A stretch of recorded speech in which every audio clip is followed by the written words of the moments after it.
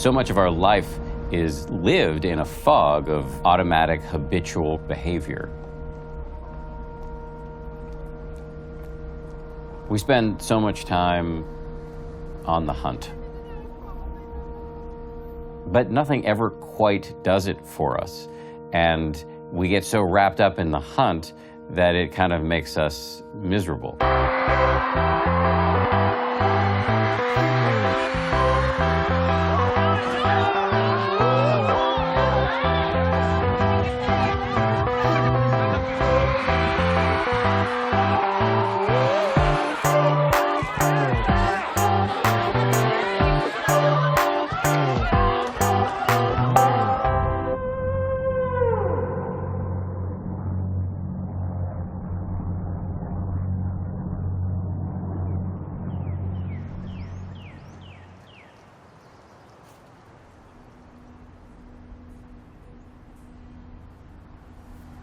I had everything I ever wanted. I had everything I was supposed to have. Everyone around me said, "You're successful." But really, I was miserable. There was this gaping void in my life. So I tried to fill that void the same way many people do, with stuff. Lots of stuff. I was filling the void with consumer purchases. I was spending money faster than I was earning it, attempting to buy my way to happiness. I thought I'd get there one day. Eventually, happiness had to be somewhere just around the corner. I was living paycheck to paycheck, living for a paycheck, living for stuff. But I wasn't living at all.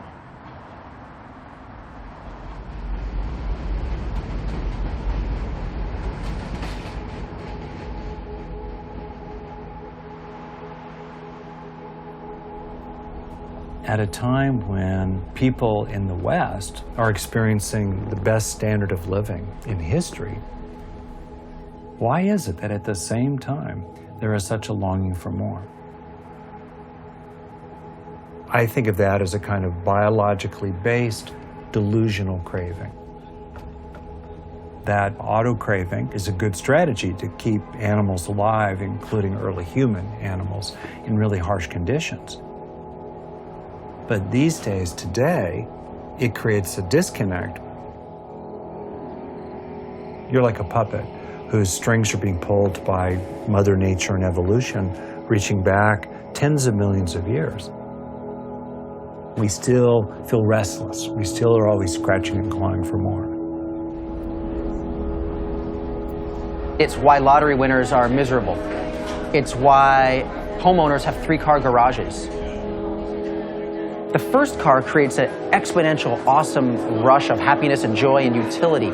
The second car comes about because we tire of the first car, and as humans, we're wired to become dissatisfied. It's an addiction, really. And we are encouraged to maintain the addiction through technology and information.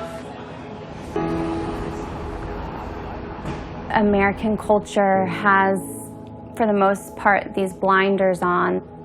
There's definitely this illusion of what our lives should look like. Whether it's advertising or your Instagram or Facebook feed, it's this illusion that our lives should be perfect. It's natural to use other people's lives and even imagined lives, the confections we see in advertisements, as a yardstick. You open Vanity Fair or Esquire and you see very sexy and glamorous lives. And then the projects, for most people, seems to become, how can I get that, or as close to that as I'm going to get? There can be an immense amount of dissatisfaction trying to live that way. And many of us see no alternative but to live that way. Advertising has polluted and infiltrated culture. It's in our movies. It's in our television shows. It's in our books. It's in our doctor's offices. It's in the taxi cabs. It's in the bar sitting next to you. The person who you think you're just having an idle chat with could have been placed there by an alcohol company. It's been a slow evolution. This is not something that just happened yesterday. This is something that has been sold to us over, say, the past 100 years, slowly but surely, by those that want to make a whole lot of money. Now that's what I call a good-looking car. They want us to believe that you really need these things. Every year that passes, there's more stimuli, there's more pressure, there's more options, there's more media, there's more noise. And by streamlining and simplifying and just letting people know that they have the option, it's that wake-up call that is really valuable and in a very critical time right now.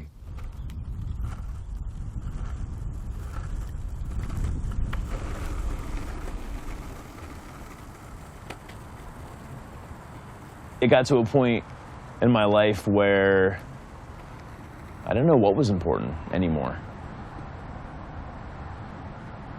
Then, at some point when I was approaching 30 years old, I noticed something different about my best friend of 20-something years. Josh, he seemed happy for the first time in a really long time, like truly happy, ecstatic. But I didn't understand why, because we had both worked at the same corporation. We had both wasted our 20s climbing the corporate ladder together. And he had been just as miserable as me. So I did what any good best friend would do. I took him out to a really nice lunch. I think we went to Subway. And I sat him down and I asked him a question. Why the hell are you so happy? He spent the next 20 minutes telling me about this thing called minimalism. Before I discovered minimalism, I think my life looked like pretty much anyone else's. I had a lot of stuff. Hundreds, thousands of books. DVDs and VHSs, closets full of expensive clothes. All of these things that I brought into my life without questioning. But when I started letting go, I started feeling freer and happier and lighter. And now as a minimalist, every possession serves a purpose or brings me joy. I have a bed and a chair and a radio, and I have some furniture in my dining room. In my kitchen, I have appliances. I don't have any excess stuff. Everything that I look around at, I have to be able to justify to myself, not to anyone else, but just justify to myself. Does this add value to my life? And if not, I have to be willing to let go.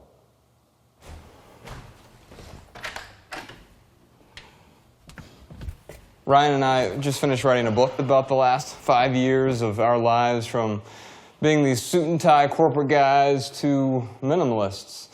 And so now we're going to get on the road for 10 months this year and promote that book, but really promote a message we really believe in, a simple living message of living more deliberately with less. Oh, and I'll need a jacket. We'll see where the journey takes us.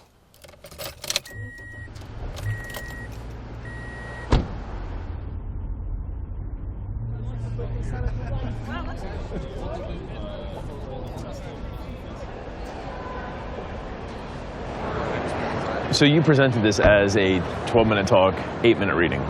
Okay. Yeah. Cool. Because I just don't want to feel rushed to the talk, that's all. Right.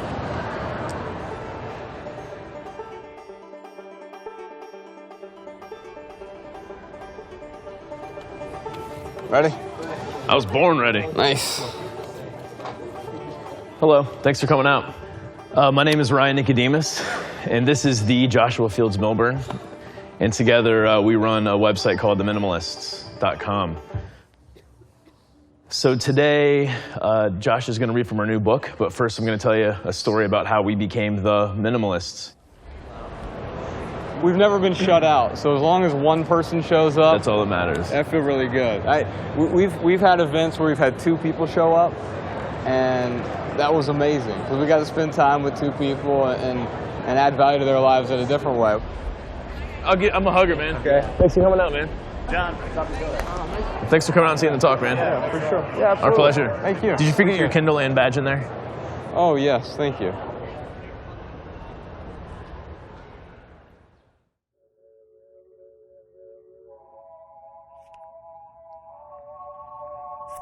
From the day I was born until the 2nd grade when my parents got divorced, I had like the perfect quintessential mom and dad.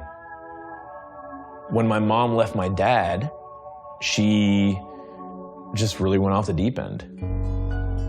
By junior high, we had a lot of people over at the house. And later I found out they were in there smoking crack. They would cook crack. By the 8th grade, the SWAT team was kicking in our door, busting my mother for selling drugs. It was a drug that overtook my mother. Josh had a very similar childhood to what I did. My very first memories of my father extinguishing a cigarette on my mother's chest.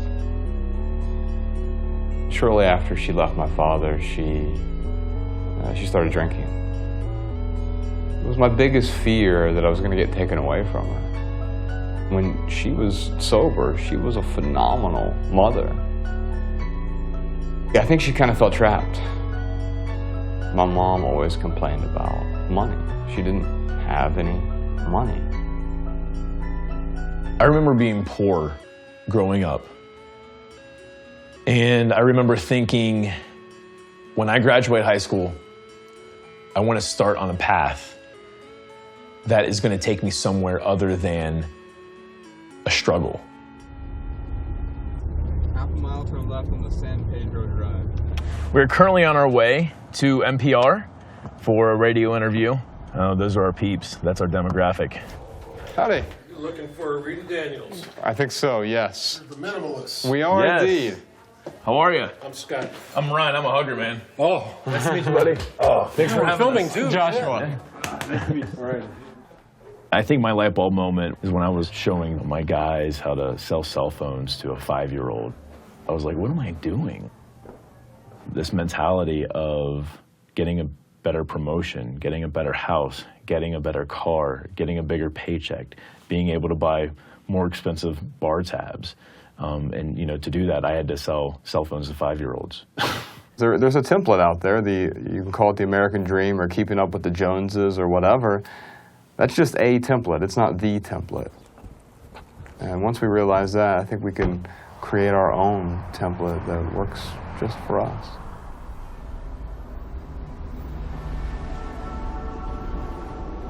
The American dream has a long history. It started out as a concept that was really more about opportunity. The U.S. is a land of opportunity where somebody could start out at the bottom, work hard, and do well. There's no question that what it means to have made it or to have achieved the American dream in the United States has increased tremendously in material terms. $100,000 a year plus kind of income became more and more an aspirational norm across the society because that's what's portrayed as normal on TV. A 6-figure income. Beginning from about the mid-1990s, Americans went on a buying spree that was probably unprecedented in human history.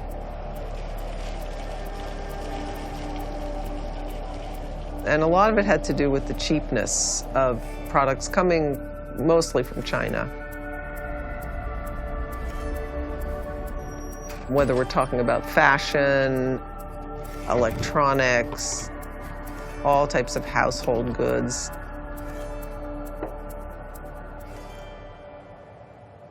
So stuff's cheaper, but it's also more available. You can order stuff 24 hours online, they're big box stores.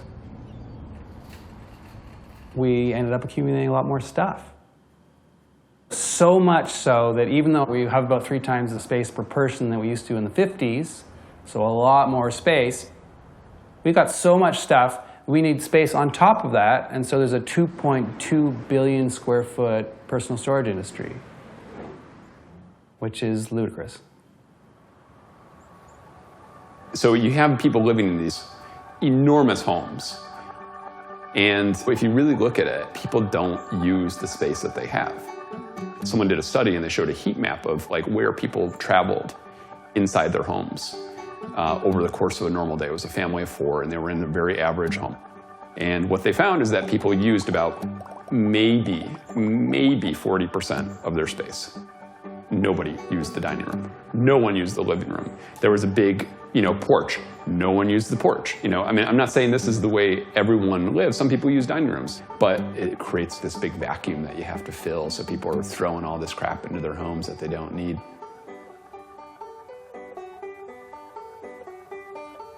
We're living our life depending on the space we've got rather than creating our space to fit our lives.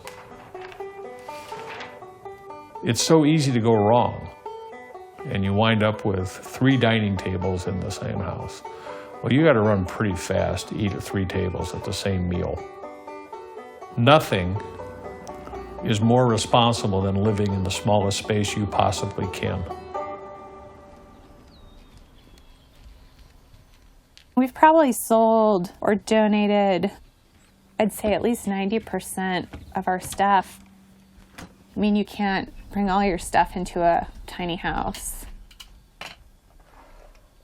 I was commuting about 2 hours a day and then sitting in a cubicle for 10 to 12 hours a day. I had gained a lot of weight. I was unhappy.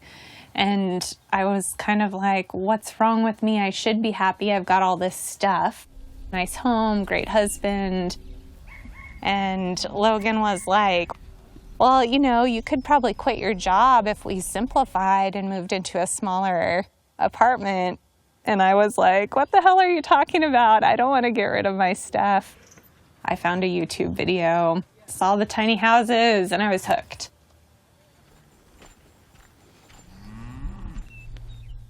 Hi, Earl. What's up, dude?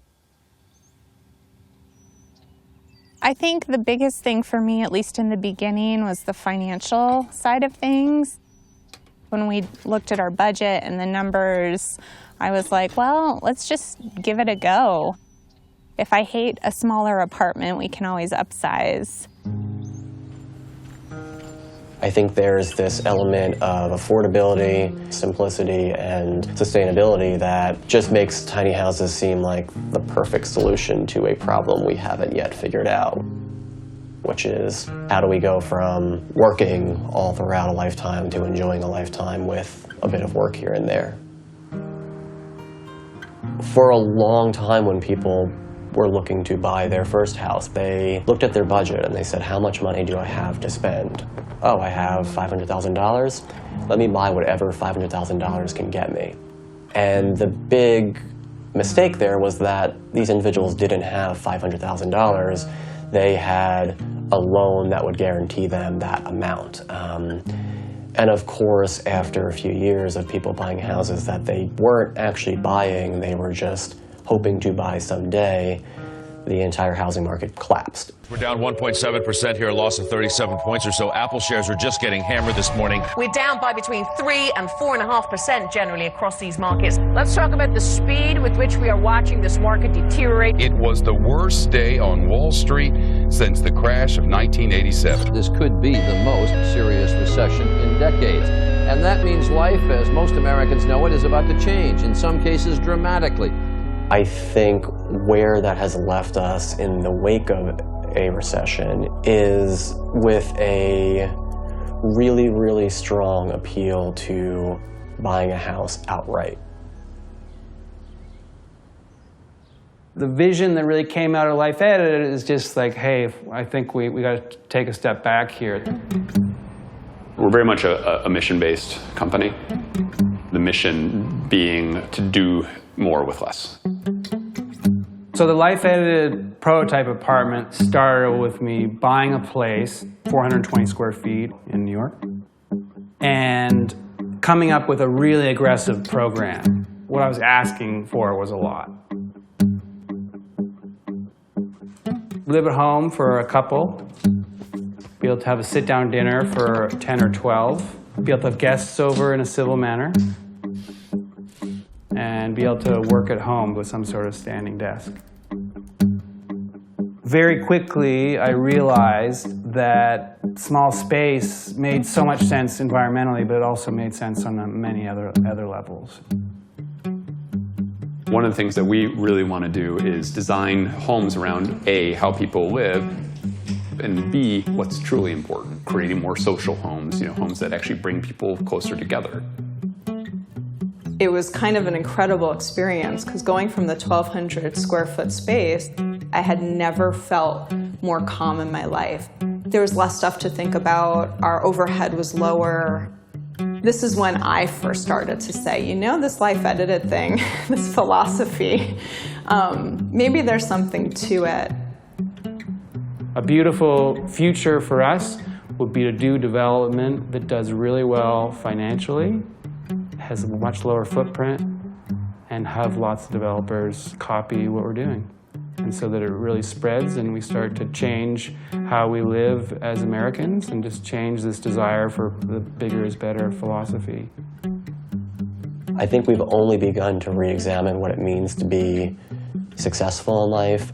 It's no longer that white picket fence. It's no longer that McMansion. I think that people are beginning to recognize that they've maybe been tricked and that they maybe have more agency over their options than they once thought they did.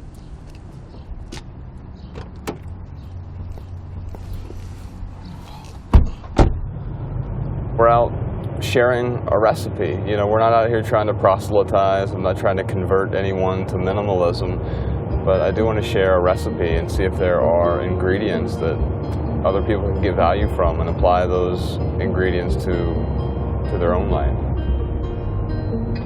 There's this underlying discontent, and I think that it starts to manifest in our stuff. And what I'm finding as we go out on the road and we talk to so many people, everyone is looking for more meaning in their lives.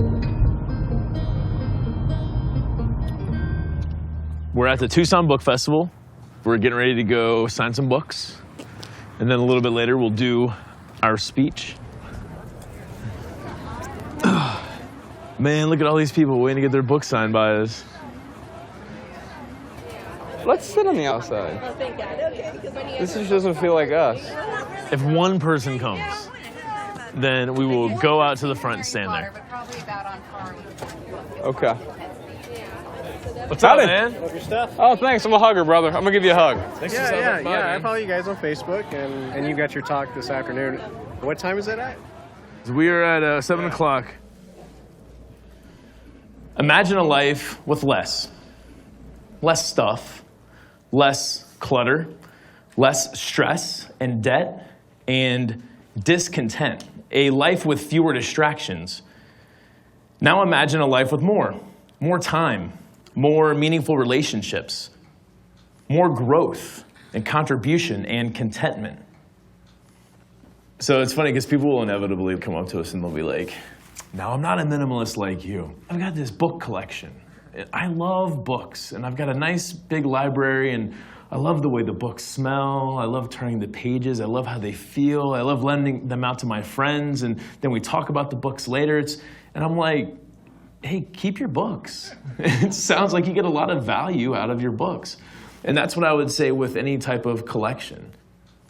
If you get a book or whatever, that's great. Make sure you minimize it afterwards. But I'd love to get a hug from you as well. We're big-time huggers, so they're free and transferable. Make sure you grab one from us afterward.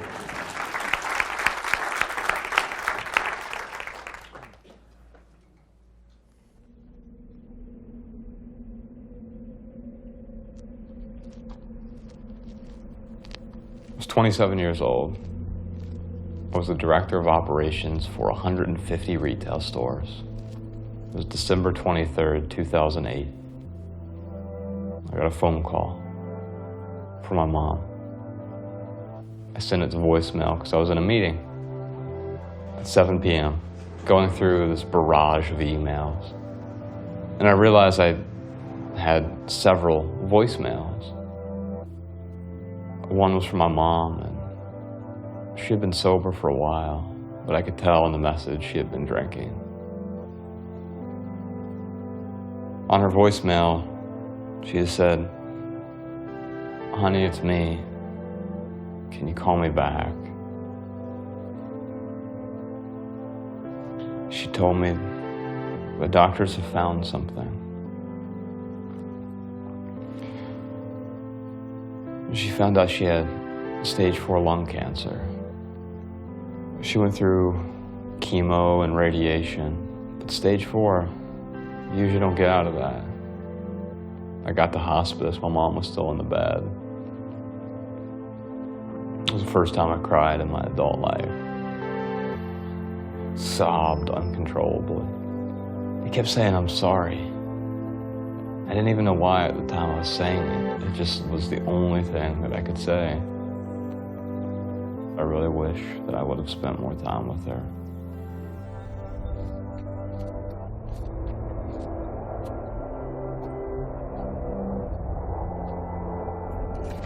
My mother's death still hangs in the air around me.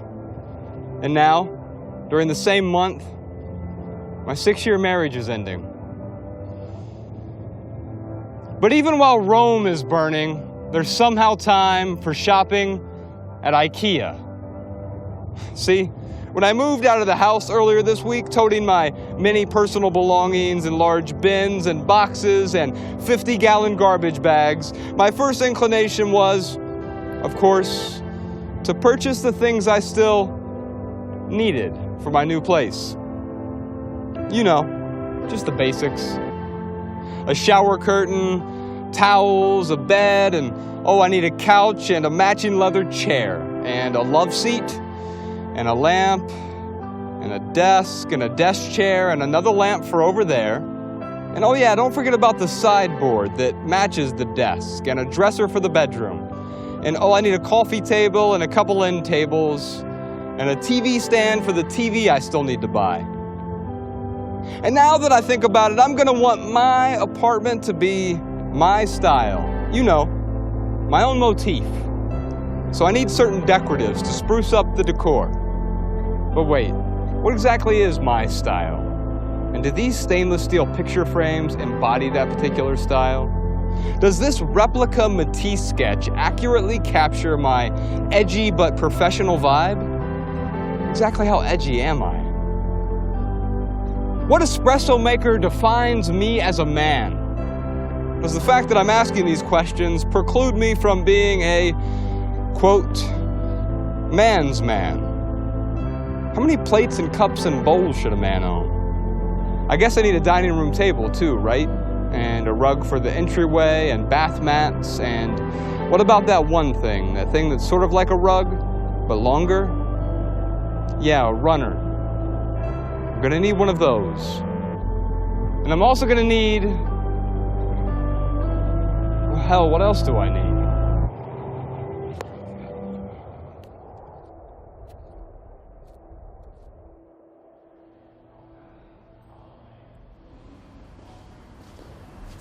My name is Sam Harris. I'm an author and neuroscientist, and I'm interested in how our growing understanding of ourselves scientifically can and must and really should change our conception of what it means to live a good life. Gratifying desires in a starkly materialistic way is really an interesting phenomenon. You have this thing that you were obsessed about, but then the new version comes out, which is new and improved in a dozen ways. When it comes to the newest, hottest, most crave-worthy status symbols, you can bet customers will wait long hours to snag one. And now you no longer care about the one you have. In fact, the one you have is a source of dissatisfaction. I think we're confused about what's going to make us happy. Many people think that material possessions are really at the center of the bullseye, and they expect that gratifying each desire as it arises will somehow summate into a satisfying life. It is clear that as human beings, we have strong attachment, initially in our lives, to people who are caring for us. And sometimes it feels like those attachments spill over to objects, as if they were as important as people. I'm not so sure that we have such a great relationship with things.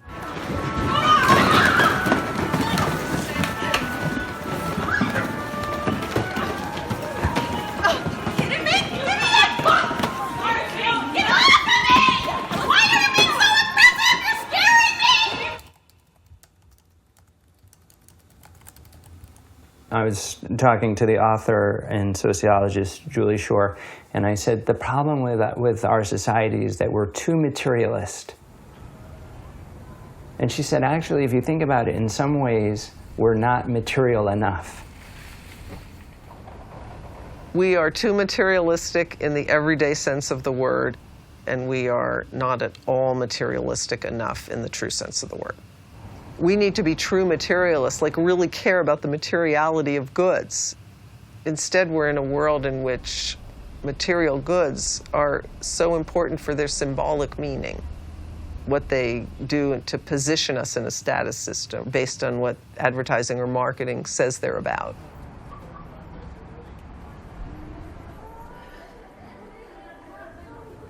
The status quo in the fashion industry right now is driven by fast fashion. Maybe when our moms were shopping for clothes, or our grandmothers, there were 4 seasons a year, or maybe even 2 seasons. You dressed for the cold, you dressed for the warm.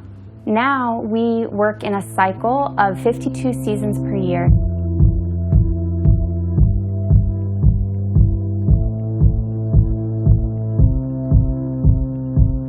They want you to feel like you're out of trend after 1 week so that you will buy something new the following week. There have actually been accounts of big fashion retailers bailing all of the clothes from 1 week together, slashing through them with scissors, destroying them and leaving them on the side of the road so that nobody can resell them or even wear them. They want consumers to buy as much clothing as quickly as possible. The era of fast fashion in which we're making clothes in sweatshops, so we're not paying the true labor costs and we're not paying the ecological costs of these things, drove the price of apparel down so far that used apparel became worthless. I like to think rice and beans cost more than used apparel. In historical terms, that's the world upside down. And that represents the economics of such an extreme and profound unsustainability. For a scholar of these things, it's kind of breathtaking and horrifying. Fast fashion is what's happened to apparel and then increasingly to the whole consumer goods sector. Almost anything in the home now, it becomes an object of fashionability. And that's been a just dramatic transformation. If you think about the concept of fashion, it embodies in it the idea that you can throw things away, not when they're no longer usable, but when they no longer have that social value or they're no longer fashionable. I think people buy because they're trying to fulfill this void inside of them. And I know that because that was me. But no matter how much stuff we buy and how many different fads that we try, we don't become a more whole person. We keep looking. This hunger never gets fulfilled. I think it goes to the bottom line fact that you can never get enough of what you don't really want. In other words, deep down, we don't really want more goodies, more toys, more cars. We want what they will bring us. We want to feel whole. We want to feel content. This mindless consumption, this same thing that's not making us happy is also causing the degradation of our habitat. We can afford to have 350 parts per million of carbon dioxide in the atmosphere.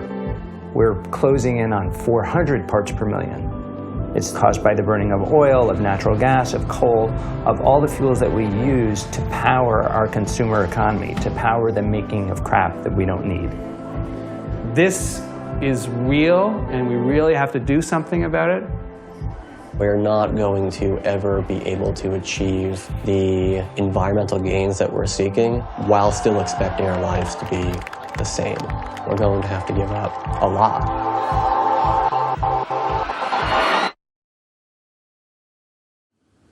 The secret is that a lot of that we're not actually going to miss.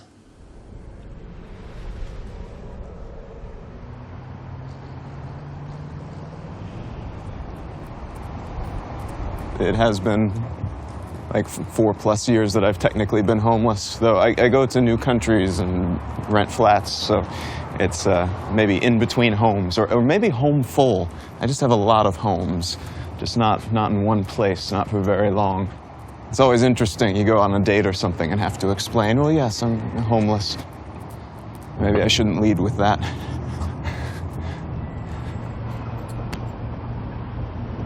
When I first started reducing the number of things in my life and started getting rid of essentially everything that didn't fit into these bags, so I went through and took photos of everything that I owned in the world and counted. And as a result, I found out that I had 51 things in the entire world. I started living this way about 4 years ago. I was running a branding studio. I'd always wanted to travel the world, and I had never left the country. And that was kind of a sign of my failure in a lot of ways. So I started up a blog, left my career behind in Los Angeles, and started looking for something new, something a little bit different, and something a little bit more in line with what I wanted out of life. And now I carry everything that I own on my back, much like a hermit crab or turtle. I was able to get rid of everything that I owned that didn't fit into carry-on luggage, which was an immense decision and not something that I expected from the get-go. I realized very quickly I wouldn't need as much, and came to the conclusion that anything I left behind would probably be left behind forever.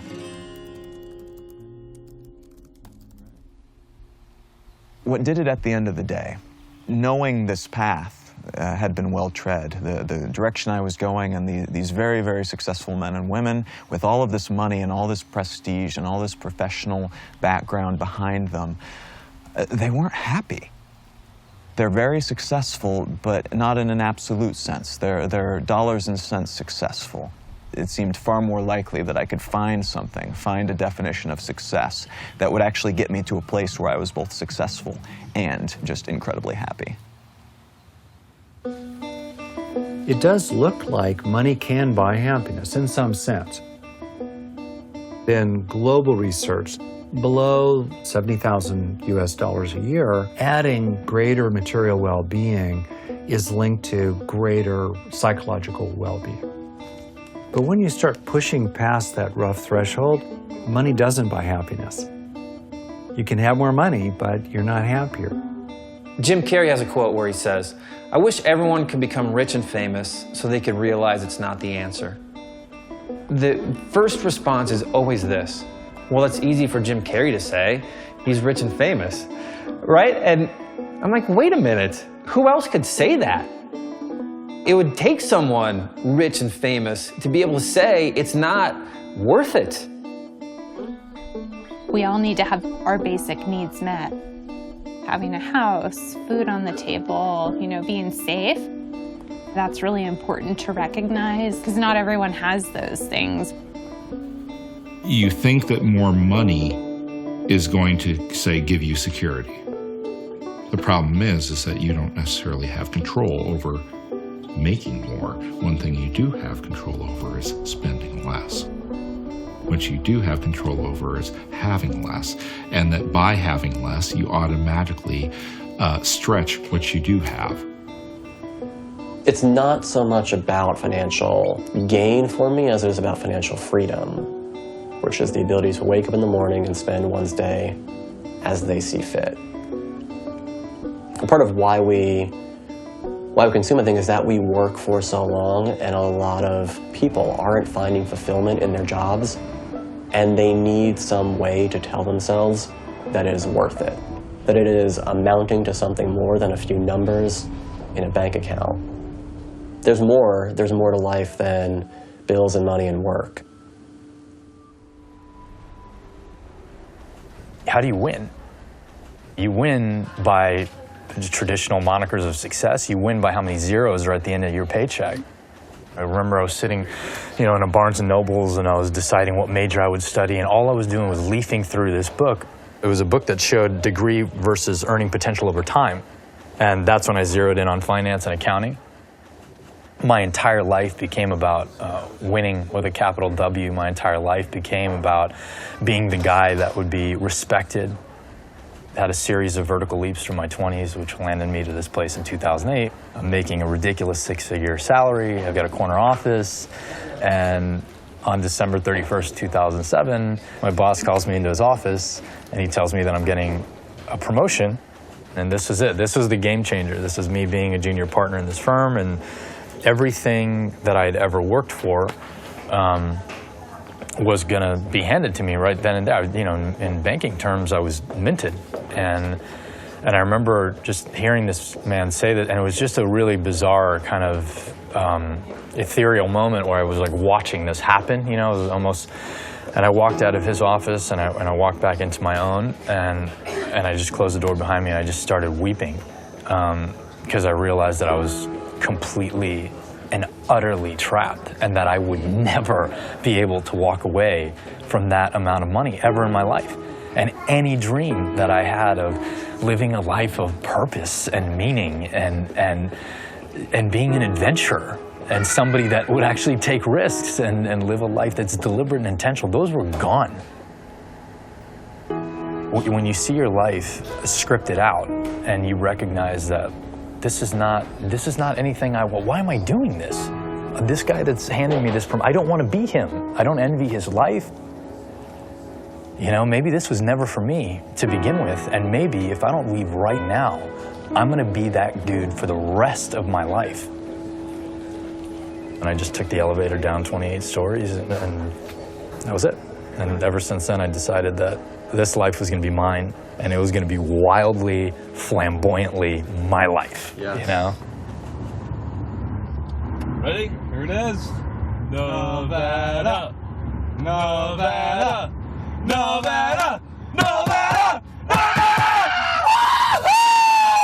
Yeah! We're back in Nevada! Woo! Yeah. That was good. All those people are waiting. That's what and I'm not sure where they're supposed to be. I'm thinking, do you want to go take a look over here? Sure, we can do that. We're scrambling to find seats for roughly 30 people.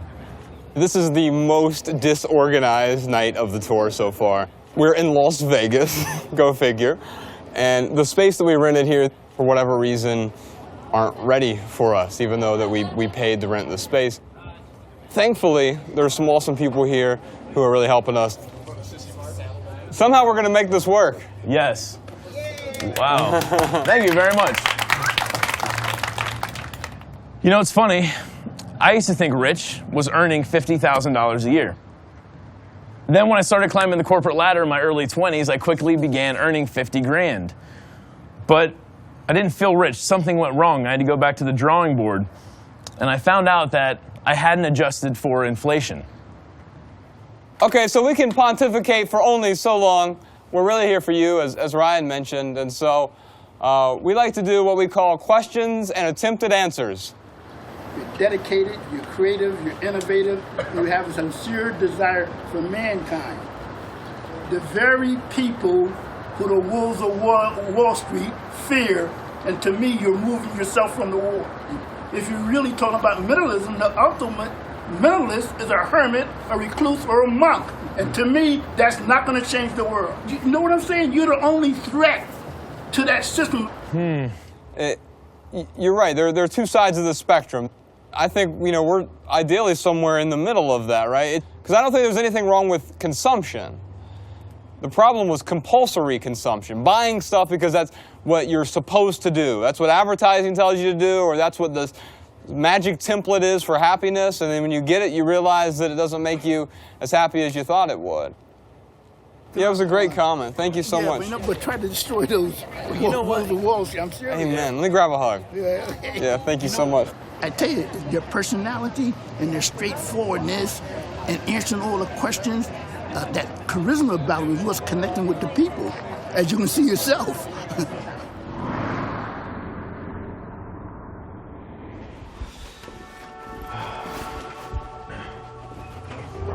It's like 4:30 in the morning. Yes. And we are gonna go be on TV.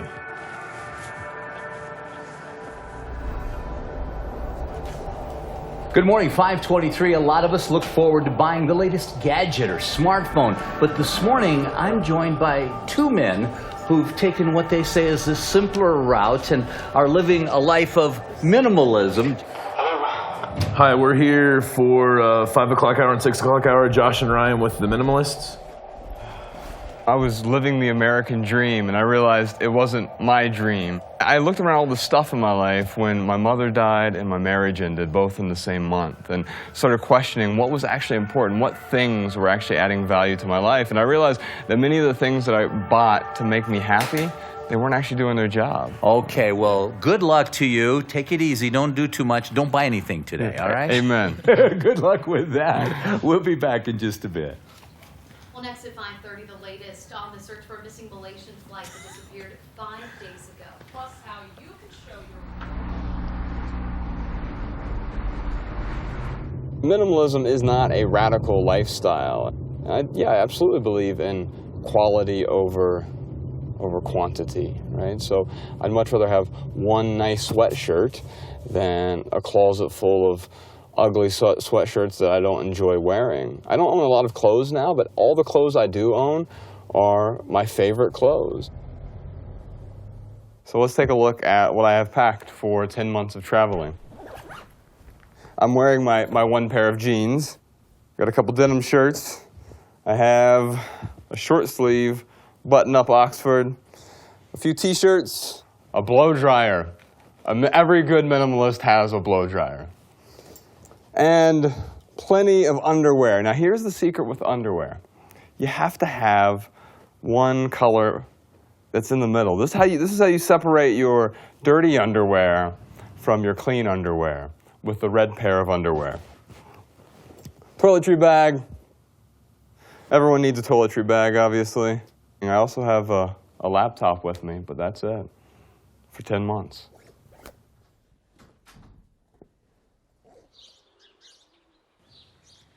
We didn't really have a plan, which is pretty much our story. In 2010, when I was really digging into this decluttering and simplifying, I thought about the one place in my house that was the most cluttered, and that was my closet. And so I decided to create a minimalist fashion challenge to use less than what I had. So Project 333, the challenge for me was to wear 33 items for 3 months. And the 33 items included clothing, jewelry, accessories, and shoes. And that's where I usually lose people. It was a great way for me to really see what I needed, what I was using, and just if it would make a difference. And so I was working in advertising. I had a lot of clients I had to see every day. I'd go to sales meetings, and for that first 3 months, nobody noticed. The story got picked up by the Associated Press because so many people were writing about it and practicing it and trying it. In this video, I'm going to talk more about how I plan my Project 333. Project 333. Project 333. And I thought, oh boy, this is it. And they didn't notice. So I probably went that full year until I left my job with no one really knowing that I was dressing with only 33 items. I do this thing called Project 333, and it just kind of helps me keep my wardrobe really simple. I went from this giant closet where I had, 100 sweaters to now having this super tiny wardrobe, and being able to share a closet with Logan. And that's made a big difference. Just, I don't fret about what I'm going to put on in the morning because all the stuff in my closet is awesome. At least I think so. There's something about not being prepared for every moment that actually helps you engage with your community. Being pregnant, for instance, it's such a limited time. I had a dress-up event to go to, and I said to David, let me go see if I can find a dress. And I was thinking, gosh, this is really outdated. I have 2 months left. The event is next week. What am I going to do? So I called a couple of my girlfriends. Hey, do you have any dresses I can, go through? But in the past, I definitely would have bought what I needed when I needed it, because that's what you do. You prepare yourself, for your situation. The beauty of it is it's become very communal. Our friends ask us for stuff. We've become closer to people because of it. Mark and I got married in 2005, and a year later, I started feeling really bad. Had a lot of vertigo and tingling and fatigue. That following year got really bad, and in July I was diagnosed with MS. And at first we were both terrified. It was hard. That was a tough time. I mean, immediately my response wasn't, I got to simplify things. I'm a slow learner. So I decided I had to really push hard to prove that I was okay. And so I worked more. I worked out more. I really pushed myself for probably that first month, and I felt terrible. In any disease or sickness, one of the biggest factors, one of the things that contributes to these things in a negative way is the stress in your life. By getting rid of these things in our lives, these material items and all this excess that we used to live in, good things happen. Since then, I have not had what I would consider a relapse. I'm in better health than I was before I was diagnosed. People always tell you, or at least they did for me in the early stages of MS, you have to listen to your body. Like, listen to my body? I can't even listen to my family. I don't know how I'm going to hear my body. And so as I started to move that stuff out, I was able to finally realize what I had sacrificed by being busy, by engaging in constant work.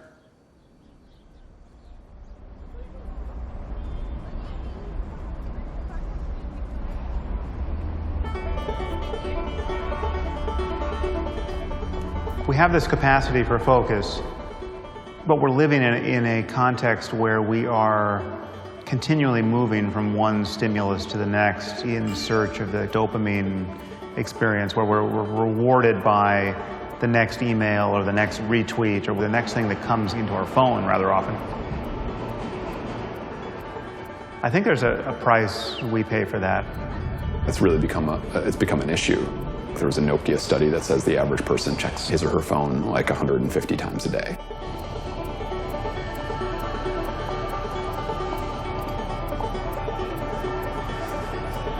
You walk down the street in any major city, locked into their devices. We are totally in the matrix.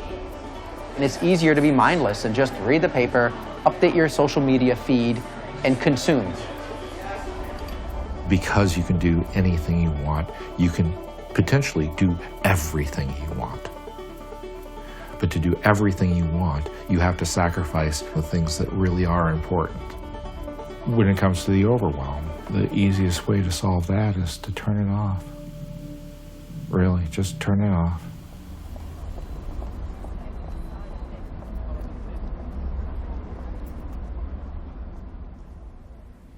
It was really powerful to realize that most of my life was in a daydream. In an apparent attempt to garner sympathy. I got here to ABC News when I was 28 years old. I was a really ambitious young guy.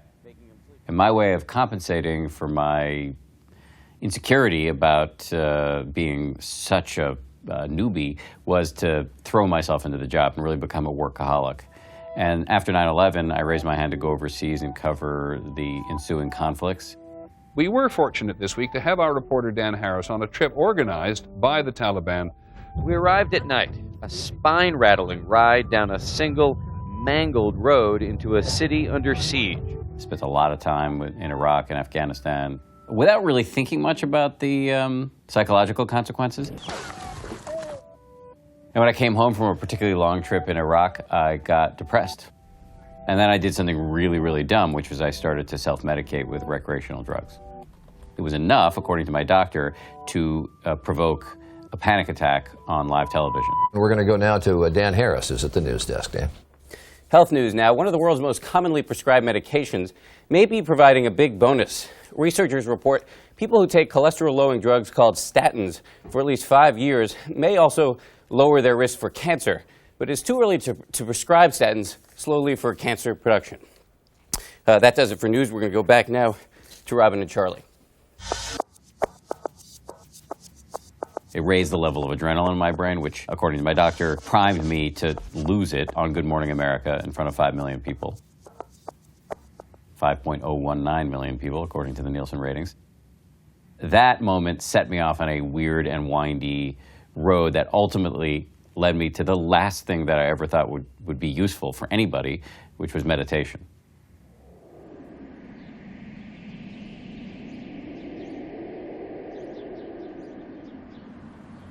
We're ruminating about past and future in a way that keeps us from really connecting with the present moment in a way that values it as good enough. Meditation is a technique of finding well-being in the present moment before anything happens.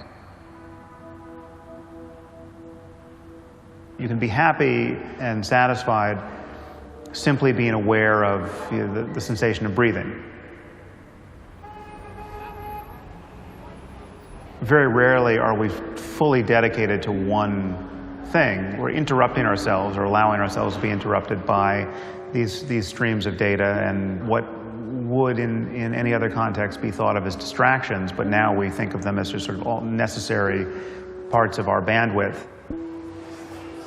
If I leave my phone in my pocket and it's on vibrate mode, unconsciously I'll flinch when it vibrates. I even flinch when it doesn't vibrate, thinking it vibrates. And that kills that little discussion. Like those nanoseconds of distraction, I think has a hugely detrimental effect. Everywhere I look, it's like constant high-frequency flinches. This anticipation of novelty has the character of making us the lab rat that's just pressing the bar. Meditation is a great antidote to that. People around here at ABC News would ask me, why are you meditating? Parenthetically, what's the matter with you? What happened to you? Eventually, I started to answer, oh, because it makes me about 10% happier. And I could see the looks transform from scorn/skepticism into interest. Like, oh, that sounds reasonable. I'd like that. One of the best pieces of advice I've ever received in my entire life was from a meditation teacher named Joseph Goldstein. I was asking him about the utility of worry. In the specific context, I was talking about whether it makes sense to worry about missing a flight. And I was arguing to him that, look, you Buddhists are always talking about how thoughts are just thoughts. They don't necessarily have any connection to reality. But the fact is, if I miss my flight, I'm screwed. And he said, you're unquestionably correct. But there's a certain amount of worry that makes sense and a certain amount of worry that doesn't. So on the 17th time that you're worrying about missing your flight and all of the horrible ramifications, maybe ask yourself a simple question. Is this useful? Boom. For a guy who'd spent his whole life worrying and thinking that my worrying was the edge I had over everybody else, because I knew I was going to be more anxious and more compulsive than any of my competitors, I realized there was a certain amount of worrying that is what I call constructive anguish, and then there's useless rumination. That's just making you miserable. It's not like I'm 100% mindful all the time. I still do an enormous amount of stupid shit. And if my wife was here, she would give you the 90% still a moron spiel. There's just no question that I'm still an idiot in lots of ways. But I'm less of an idiot and less of a jerk and more thoughtful and more focused and calmer.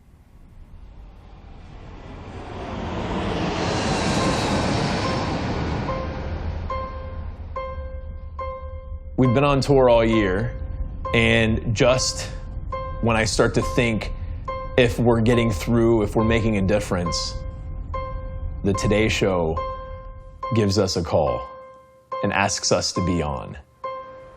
Now we have an opportunity to share this with millions of people, which is huge. Dude, we're actually late now, so we gotta go. The entrance is... Where's the address? It's 35? Yeah, but you'll see like the Today Show stuff set up.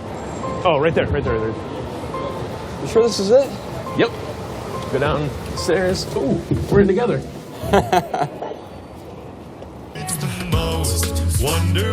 From NBC News, this is Today.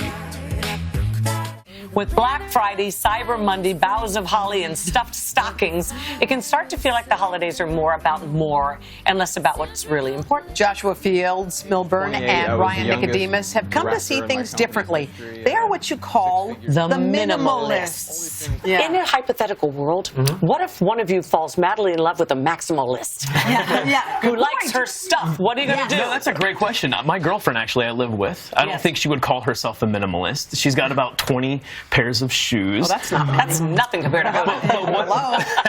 But what I will say is that her and I have very similar values and beliefs. Yeah. We respect one another. We love one another. We appreciate one another. It's a great lifestyle, great topic for today, especially, it's great guys. to meet you both. Yeah, the Merry Christmas Minimalist to you. latest book, Everything That Remains, is in stores right now. What a concept.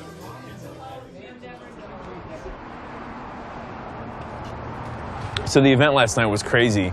We showed up, the store owner had about 30 chairs out. I asked him to put out more chairs, and he was like, "Are you sure you're gonna need more chairs?" Ken Burns was here, and he maxed out all my seating. I got 60 chairs total. And I said, "Yeah, I think we'll have about 50 or 60 people show up. Go ahead and bring the rest of the chairs out."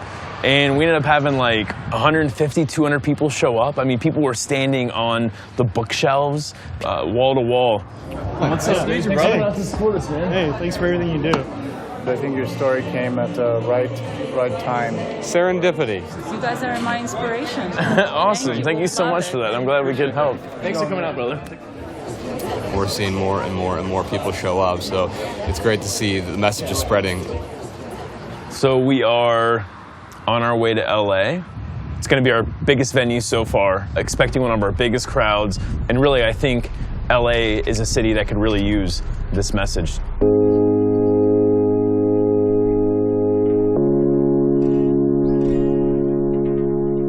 We like things little, but we love things big. Yeah, I grew out of it, and you just fit right in. Design and find what is the space inside my mind. Philosophy of nothing in plain sight.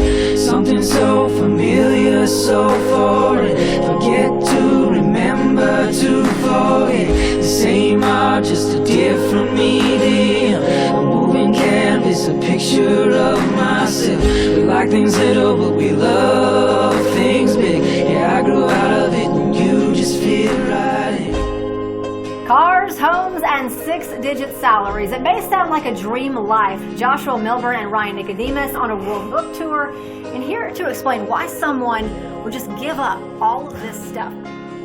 Letting it go was really difficult. I wish I could say it was as easy as renting a dumpster and throwing away all my stuff, but it was really a process. Everything will someday fade.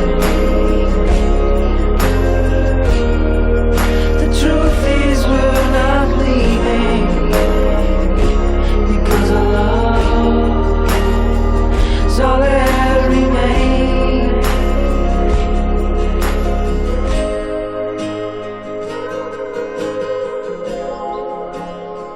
I love watching how it's spreading like wildfire and in a good way. It's like a good plague.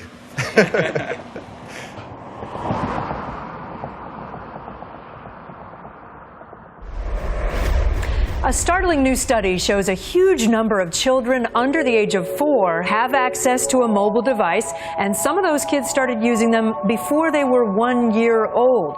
We're building more competitive, more interesting environments for the consumer. This means ingesting signals they're telling us about their interest and making sure we can control what message they see next.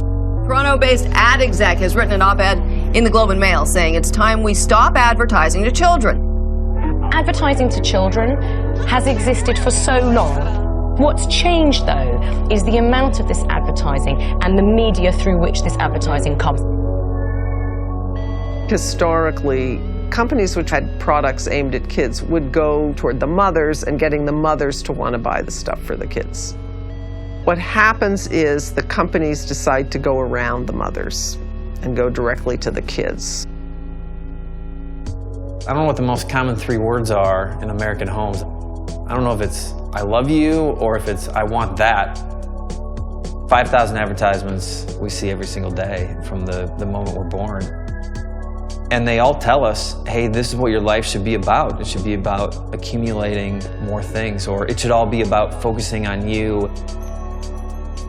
If you guys have walked around, a kid's store lately, but it's kind of incredible. Anything you ever could have dreamed of has been thought of.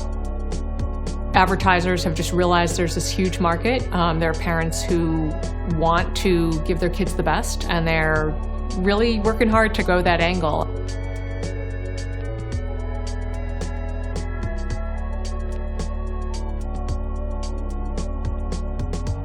There's a problem of both process and content, and the problem of content is huge. The products that are being advertised to kids are junk. Welcome to Mutant Mania Wrestling! 120 mutant characters you can collect! The secret is their flexi spine! It's a junk culture. It's food that's bad for them. It's crappy toys that are gendered and violent. I don't see the argument for subjecting children to this. Like, there's no positive social benefit from it. We just know there's a negative.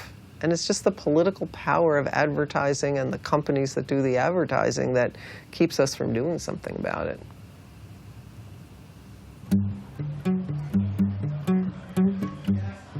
So I've heard someone say, there's another word for minimalism, it's called being a bachelor. So that's, yeah, I mean, I can see how people would think, oh, that's really easy if you're not married and you have no kids. How do I set an example of myself being married and having 6 kids, which is totally unminimalist and very ironic? How do I live a minimalist lifestyle with those kinds of constraints? Jacko and I haven't been too prescriptive about, like, no, you have 5 toys, you know? No, dude, you can only have 1 truck. You can't have 3 trucks, you know? It's like, no. When I was a little kid, I didn't have 1 G.I. Joe. I had, like, 100 G.I. Joes. We've welcomed things into our life, but definitely with the intention of thinking about what we're doing as opposed to just consuming. When you live with other people and you're a family, you can't just make unilateral decisions. Okay, we're now getting rid of everything and throwing the TV out the door. There will be a riot. That's a little bit frustrating because you can't just get your way. But it's also a really interesting experiment in how you can move together as a group and learn about this together as a group.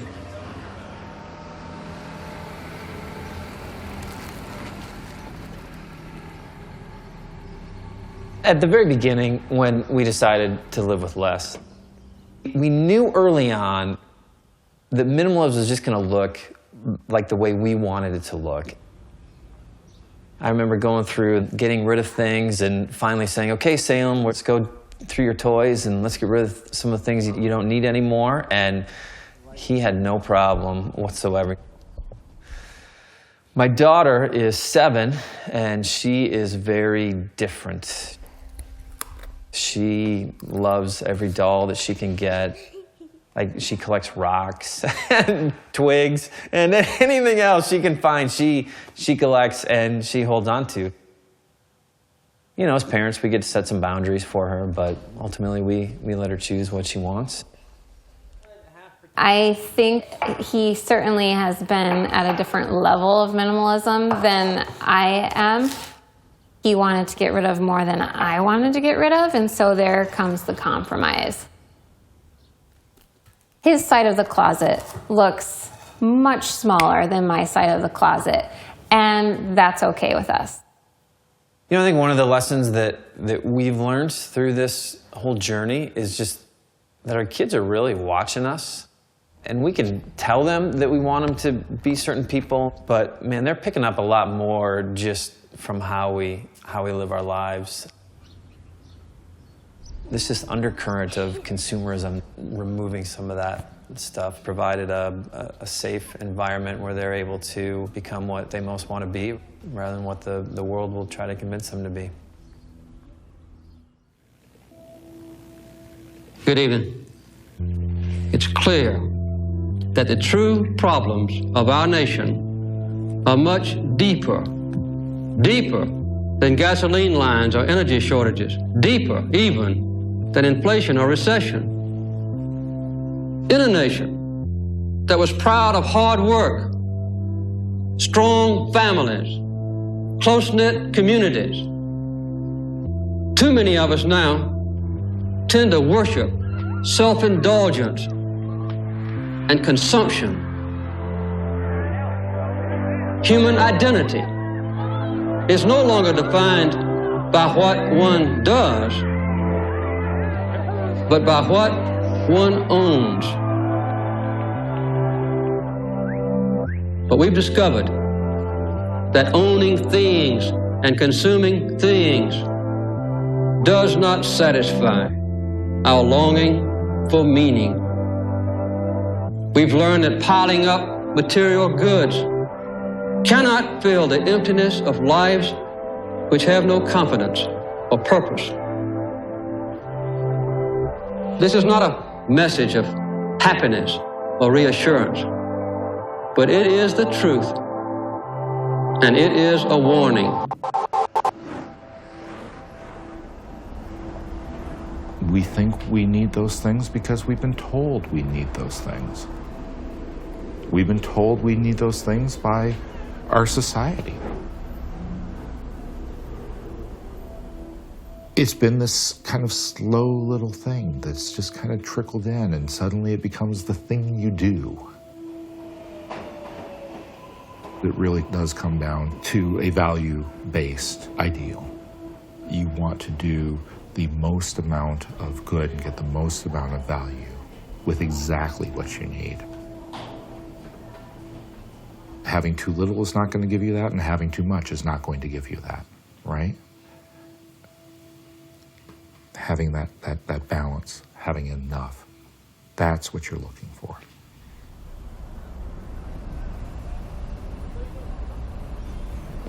If I had to revise the American dream, it would be more about coming together in community. It would be more about a society which had much less inequality and more fairness, in which everybody had a chance, that is responsible toward the planet and our ecosystem. To me, that would be an American dream. When you talk about not consuming, people think, well, you're trying to take something away from them.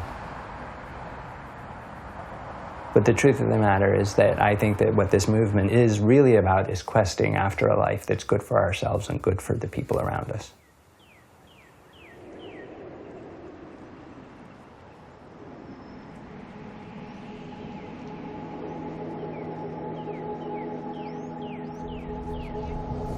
So we're in LA right now. We're here for our biggest event. What we're trying to do is show people that there's a different way for us to live.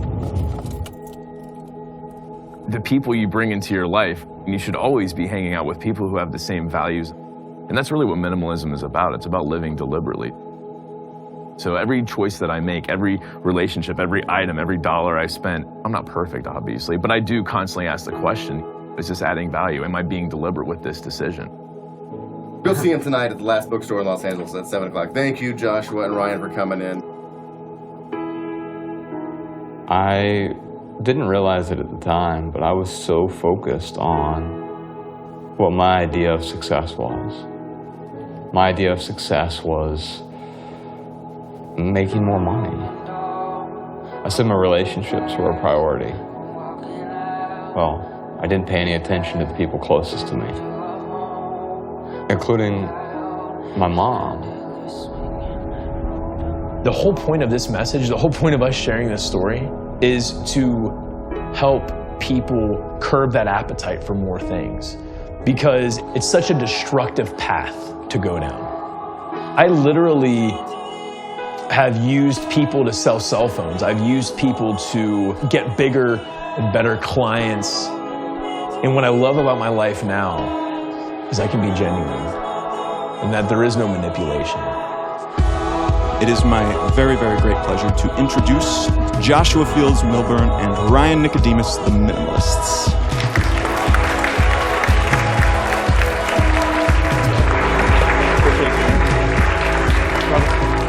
Imagine a life with less. A life of passion unencumbered by the trappings of the chaotic world around you. Well, what you're imagining is an intentional life. It's not a perfect life, and it's not even an easy life, but a simple one. What I found with minimalism is it's a way of saying, let's stop the madness. You don't need this stuff, like it's not gonna do it. It's not the answer. There's a movement growing. I don't think that there's a cap to it. I'm now surrounded by people who are inspired and creating massive social change and impact. The depth and profundity of my relationship is beyond anything I could have ever imagined.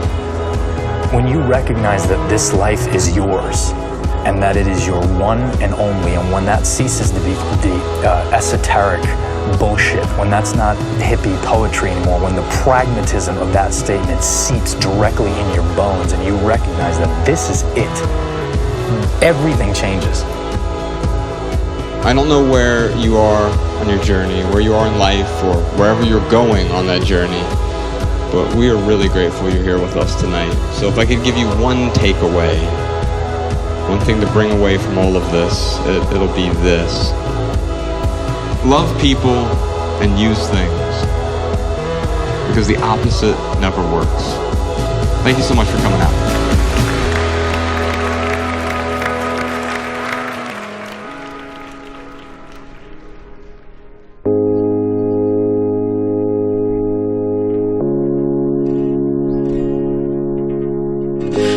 Things little, but we love things big. Yeah, I grew out of it and you just fit right in. Design and find what is the space inside my mind. Philosophy of nothing in plain sight. Something so familiar, so foreign. Forget to remember to forget. The same art, just a different medium. A moving canvas, a picture of myself. We like things little, but we love